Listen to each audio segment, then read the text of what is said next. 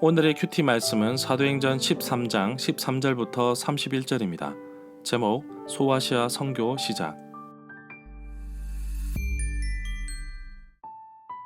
먼저 앞뒤 문맥을 살펴보겠습니다. 바울의 1차 전도 여행이 사도행전 13장과 14장에 걸쳐 나옵니다. 바나바와 바울은 마가 요한과 함께 구브로 키프로스 섬에서 많은 유대인들을 만났고 구브로 섬 서쪽 바보에서는 총독 서기오 바울에게 복음을 전했습니다. 바울 일행은 구브로 키프로스 섬을 떠나서 내륙으로 접어듭니다. 소아시아 지역에서 선교가 시작됩니다. 갈라디아 지역인데 바울은 늘 그렇게 하였듯이 유대인들이 모여있는 회당에서 예수 그리스도의 십자가와 부활을 전거하면서 복음을 담대히 전합니다. 문단을 나눠보겠습니다. 13절부터 16절은 소아시아 지역에서 전도가 시작되다. 17절부터 31절은 바울의 설교, 유대인들에게 익숙한 구약 성경으로 복음을 전하는 바울. 13절에 보면 바울과 그 일행은 구브로 섬 서쪽 바보에서 배를 타고 밤빌리아에 있는 버가로 갔습니다. 그런데 그곳에서 마가 요한이 바울의 일행에서 헤어져서 예루살렘으로 돌아갔습니다. 마가 요한은 바나바의 사촌이면서 마가복음의 저자이기도 합니다. 바나바와 사울이 예루살렘 교회에 구제 헌금을 전달하고 안디옥으로 돌아올 때 마가 요한을 데리고 왔습니다. 베드로가 헤롯 아그리파 왕에 의해 감옥에 갇혔다가 주의 사자의 도움으로 풀려났을 때 제일 먼저 찾아간 곳도 마가라고 하는 요한의 어머니 마리아의 집이었습니다. 마가복음을 기록한 마가 요한이 왜 바울 일행과 헤어져 예루살렘으로 돌아갔을까요? 마가 요한은 예루살렘에 살고 있는 유대 그리스도인입니다. 안디옥을 비롯해서 구브로 섬 그리고 갈라디아 지역은 이방 지역이라서 율법으로부터 자유로운 이방 선교가 마가 요한에게는 적지 않은 부담감 또는 준비가 덜 된 상태가 아니었나 추측할 수 있습니다. 밤빌리아 지역은 소아시아 지역에서 매우 가난한 지역으로 알려져 있습니다.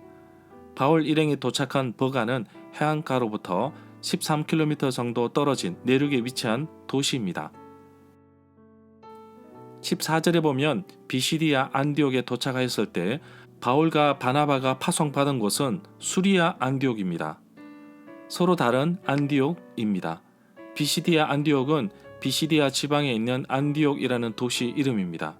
실제로는 비시디아 근처에 있는 부르기아 지역의 도시 이름입니다. 바울 일행은 유대인들이 모여있는 회당에서 복음을 전했는데 계속해서 사람들이 모여들었습니다. 안식일마다 말씀을 듣고자 하는 사람들이 몰려들었습니다. 바울은 계속해서 안식일에 회당을 찾아 복음을 전합니다. 15절에 보면 회당장들이라고 하였는데 복수로서 대표기구 전체를 의미하는 것으로 봅니다. 선지자의 글은 유대 성경과 기독교 성경의 구분이 조금 다릅니다. 유대 성경에서는 우리가 잘 아는 선지서 다니엘은 제외되어 있습니다. 또 우리가 역사서라고 생각하는 책들이 포함되어 있습니다. 회당에서는 구약 성경을 읽고 나면 참석한 회중들 가운데 한 사람이 나와 권면의 말, 설교를 하게 됩니다. 16절에 보면 회당에서는 성경을 읽는 사람은 일어서고 설교를 하는 사람은 앉아서 하는 방식이 유대인의 방식, 관습입니다. 사울이 손을 흔드는 것은 사람들을 조용하게 하기 위해서 집중하기 위함입니다. 하나님을 경외하는 사람들이라고 바울이 말하였는데 유대교로 완전히 개종한 사람을 말합니다. 또는 유대교에 찬동하여서 유대인의 하나님을 경배하기 원하는 이방인들을 말하기도 합니다. 17절에 보면 여호와께서 이스라엘 백성들을 택하셨다는 말씀은 신명기 7장 6절부터 8절 말씀에 나옵니다. 여호와께서 자기 기업의 백성으로 삼으신 것은 이스라엘 백성들이 수요가 많기 때문도 아니고 단지 사랑하셨기 때문이라고 말씀하십니다. 18절에 보면 민수기 14장 34절에서는 광야에서 40년간 백성들의 죄악을 담당할 것이라고 하였는데 바로 정탐꾼들의 정탐 일수 40일의 하루를 1년으로 계산한 것입니다. 20절에 보면 가나안 땅을 정복하기까지 450년이라고 보았던 이유는 애굽에서 머문 기간이 400년에 광야 생활 40년을 더하고 가나안 정복 기간 10년을 모두 더한 기간으로 봅니다. 바울의 설교는 그들의 조상으로부터 출애굽, 가나안 땅 정복 같은 굵직한 사건들을 나열하면서 모든 흐름으로 다윗에게 맞추고 있습니다. 22절에 보면 사울 왕을 버려 왕이 되지 못하게 한 이유가 사무엘상 15장 22절에 나옵니다. 결국 사울 왕이 여호와의 말씀을 버렸기 때문입니다. 바울이 인용한 구약 성경은 사무엘상 13장 14절과 시편 89편 20절의 말씀을 결합한 것입니다.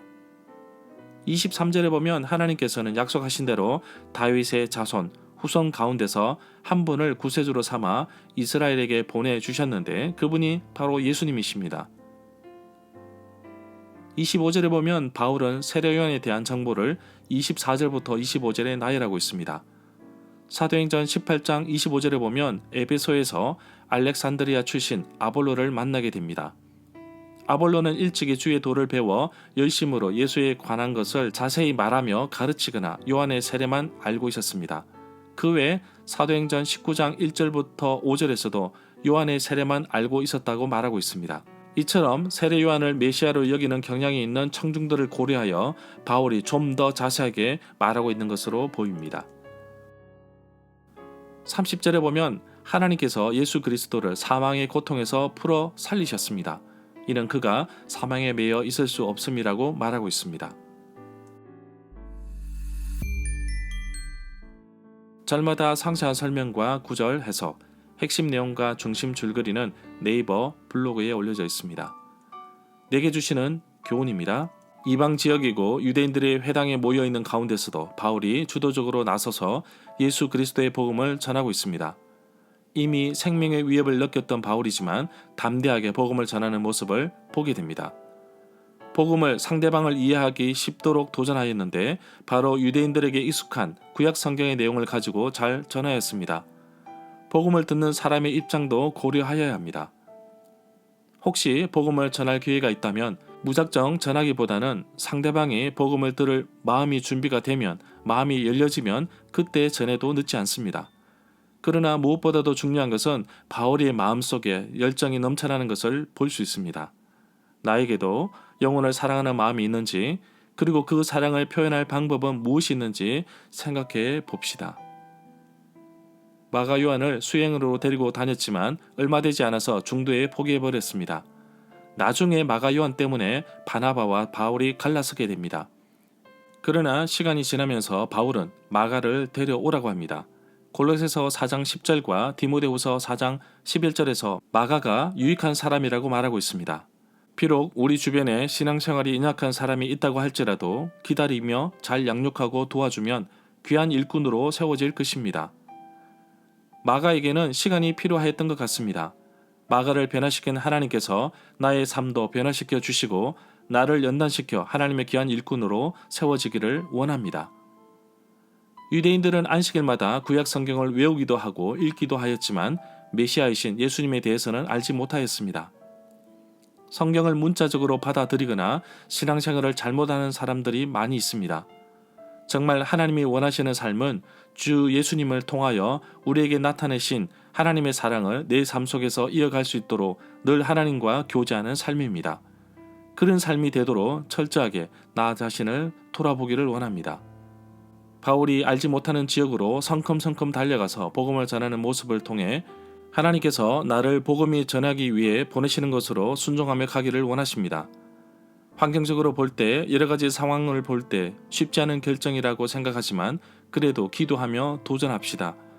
하나님께서 이끌어 주실 것을 믿음으로 고백하며 성령님께서 주시는 능력으로 승리할 줄 신뢰하며 나아가는 하루가 되기를 간절히 소망합니다.